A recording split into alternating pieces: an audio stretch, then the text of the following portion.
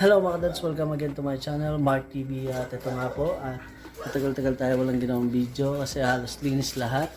At ito naman, ipapump down natin yung Sharp J-Tech inverter. So hintayin lang natin siyang umandar. Hanggang ngayon kasi hindi pa siya umaandar. Halos kakabukas ko lang. Ngayon, ang gagawin natin sa video to, ituturo natin paano mag-pump down. So, tara mga dads, let's go! At ayun na nga yung nangyari. Nung pinuksan natin siya, nagkaroon siya ng error. So hindi natin makikita yung error niya. Ngayon hindi natin siya gagalawin. Binuksan lang natin siya. Siyempre, i-report muna natin kay ma'am.